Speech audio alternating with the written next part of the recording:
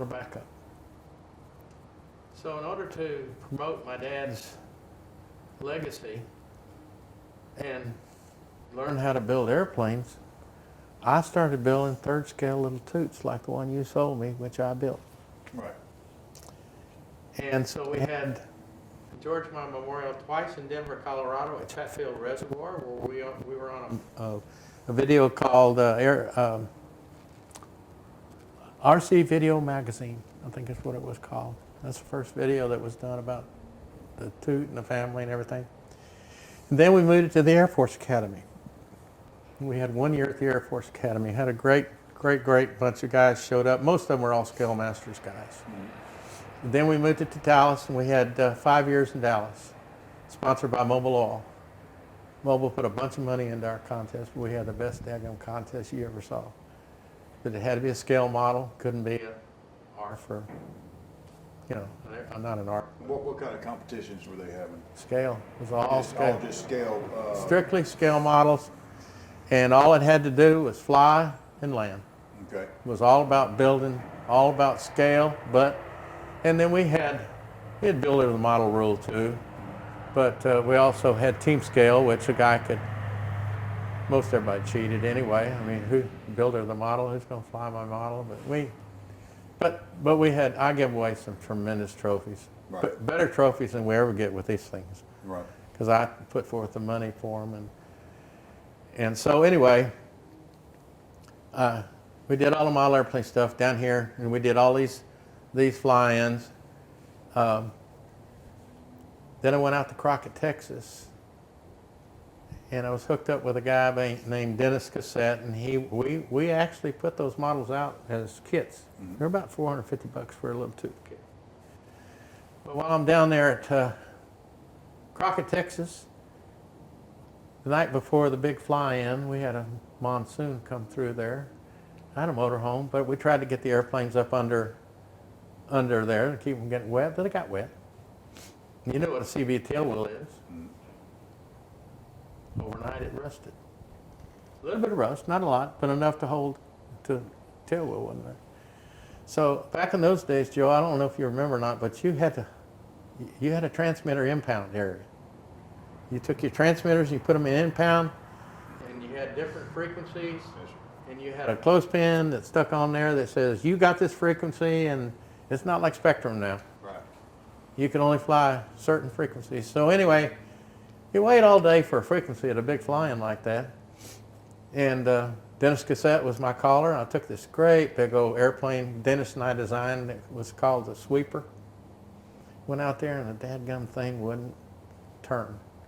I said, Dennis, point it down the runway. I'm going to pour the coal to it, and I'm going to take off just with the rudder. I did. I landed, and nobody's supposed to be on the runway, but I hit a guy. Yeah, he sued me for $250,000. Really? Yeah. But he didn't get that, but he sued me. And that's another story about the AMA and everything, but Yes, sued me for $250,000. And so I went through 3 years of that. And so during the time I was being sued by a fellow modeler, friend of mine, I said, you know what? It's time for me to get Lil Toot back, because Dad had sold it when he was dying. He sold it.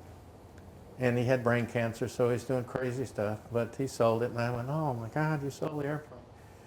But anyway, so I said, you know, I told him I would do Big Toot. But I have to learn how to learn how to build Big Toot. So I decided I'm going to build a Lil Toot first. Okay. Because I had all the jigs and all the molds, everything for Lil Toot. I didn't that. So I start building a Lil Toot. All of a sudden a guy calls me up, it's a friend of my dad's. He said, Tommy, this is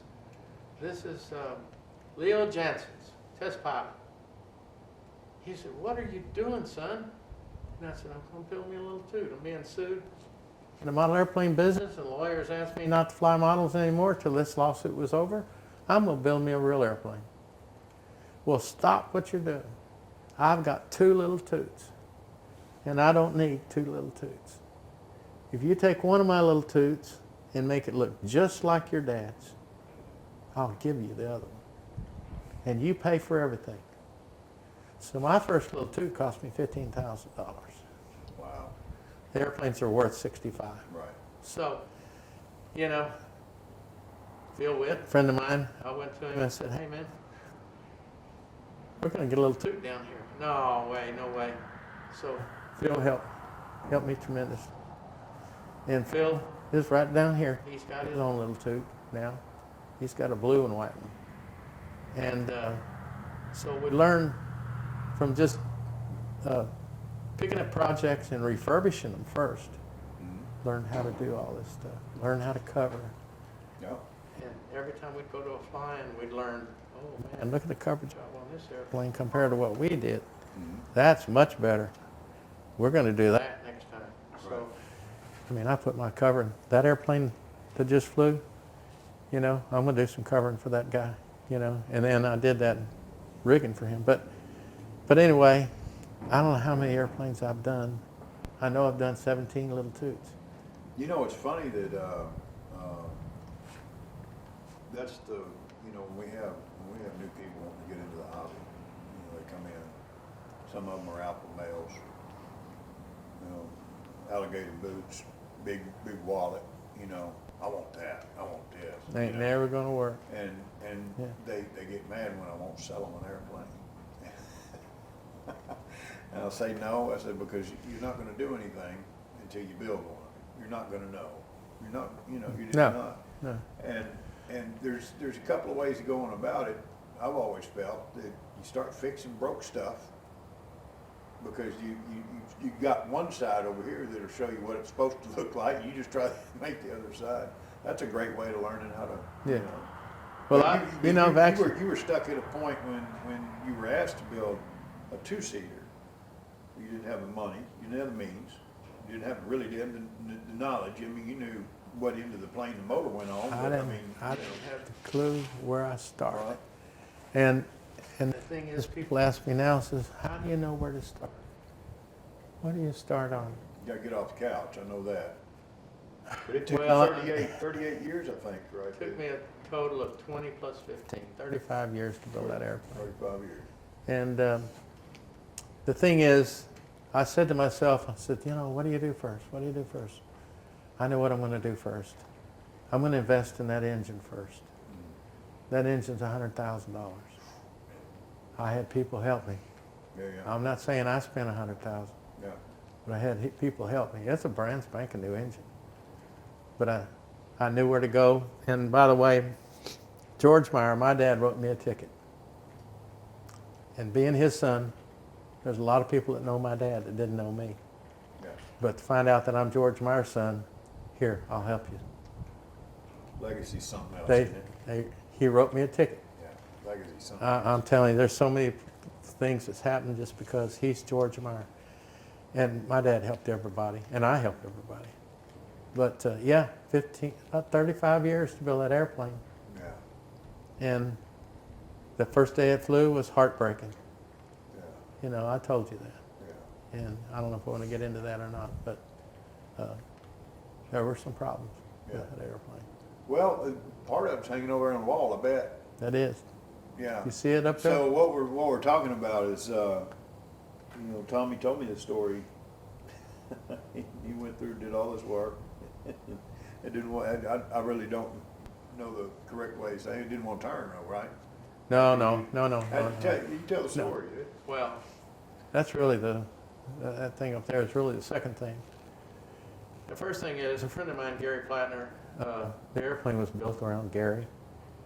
Gary's a super friend of mine, and Gary flew the airplane, and there's a lot of story there. But Gary flew the airplane. We had some aileron flutter right up here at 130 miles an hour. Scared the bejeebers out of him. And just be honest, Gary didn't want to fly it again. It scared him, you know.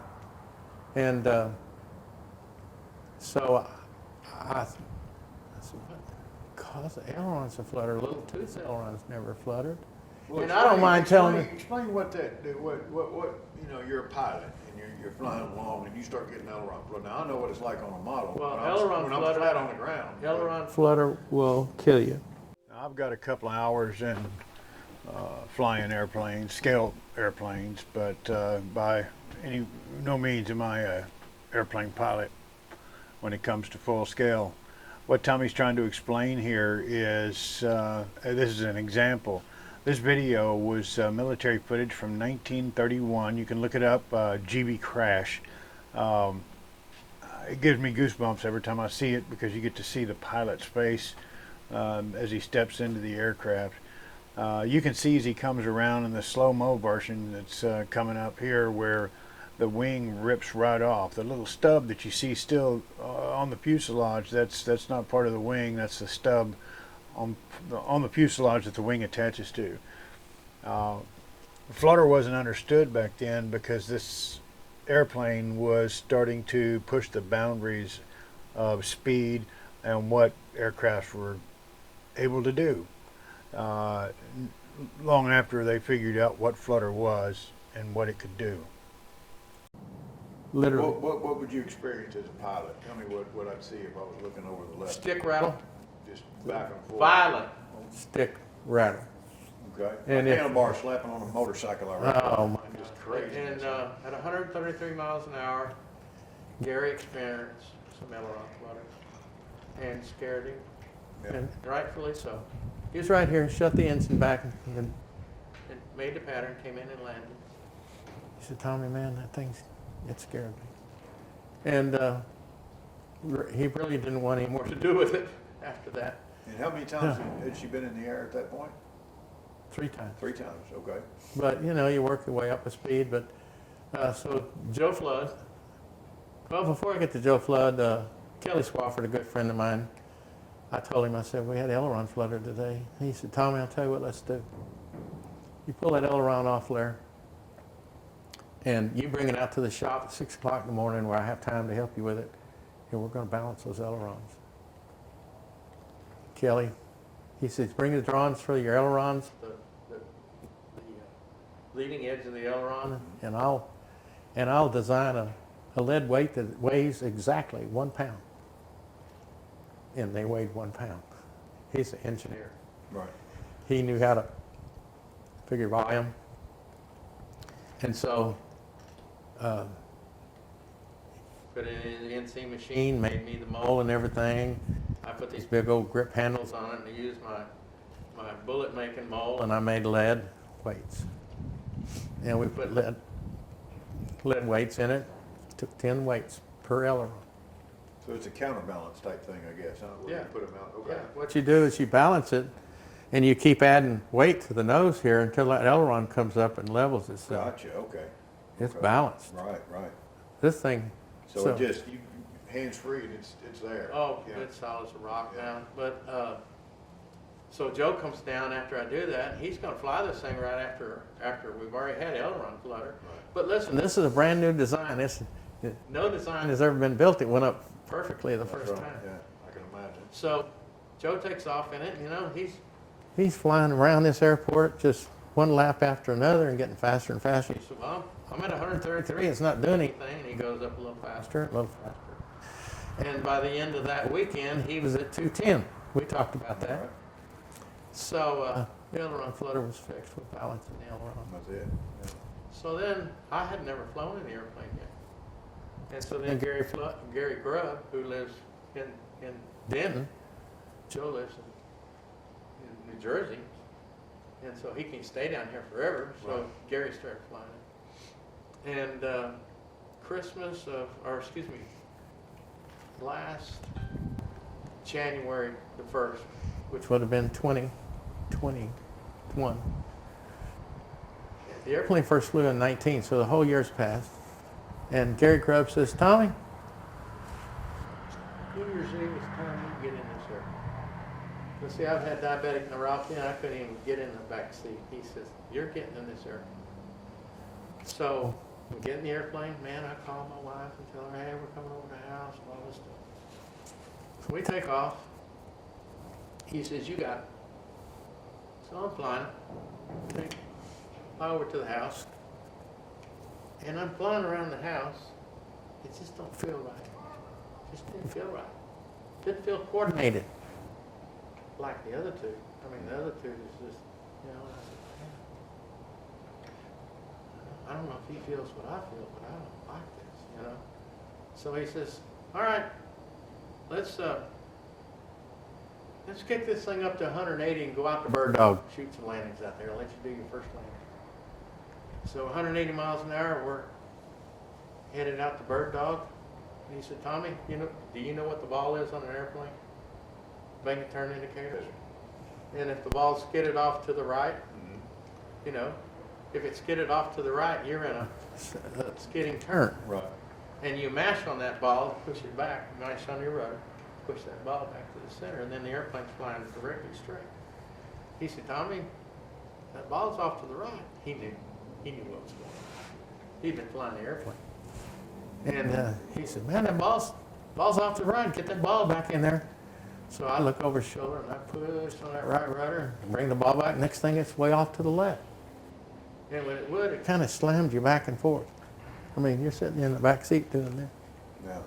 So we come back here and he says, man, how'd you like your airplane? I said, well, I didn't. He said, Tommy, I've been trying to tell you for a long time what it's been doing, but you hadn't been listening to me. Yeah. You're so proud of that airplane, you just weren't listening. But there's Looking at the good stuff and, something not quite right with that rudder. yeah.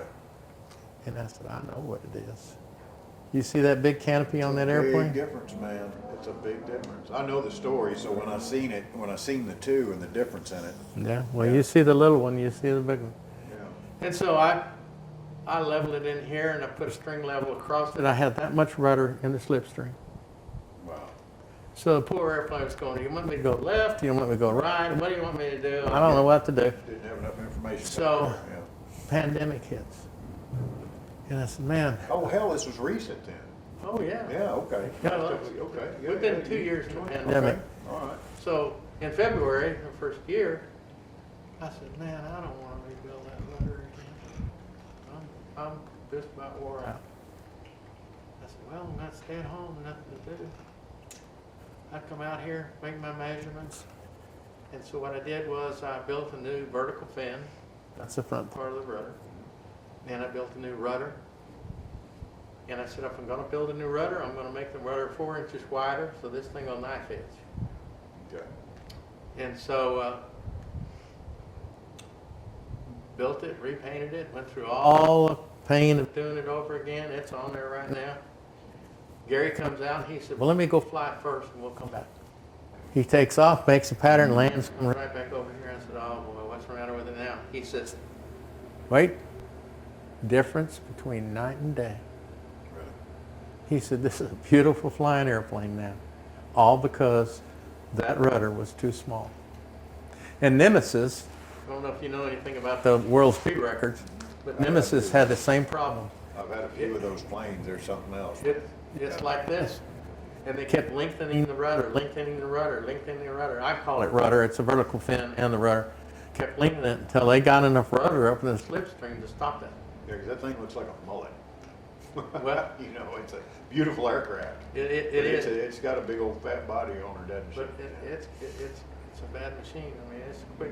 Yeah. But it wasn't perfect when it was built first either. Right, right. So, you know, I give all my best to Gary Paltner and Phil Witt for all the help they gave me. And I'm going to tell you right now, there's not any one person that can build that whole airplane by themselves. Right. You had so many. You got to have people helping you. I mean, you can't hold it. You can't hold things, Yeah, you know? Right. And I don't know if you can see it, but this thing, there's still marks on the floor over there and over here where when Phil and I put this thing together before I even covered it. We had to get the 8-degree sweep back in it, get, 2.5 degrees of dihedral, and all that stuff, everything laid out in here. Did you track these hours that you put into them? No. No, you probably wouldn't No, want to. no, You probably wouldn't want to know. No way.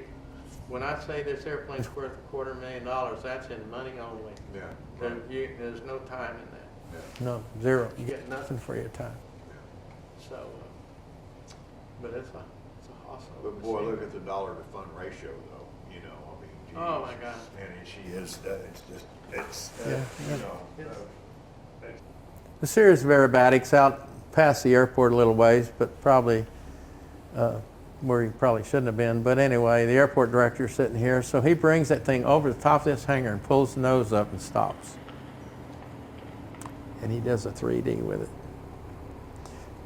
Full power, you know, he held it for maybe 5 seconds, not long. Right.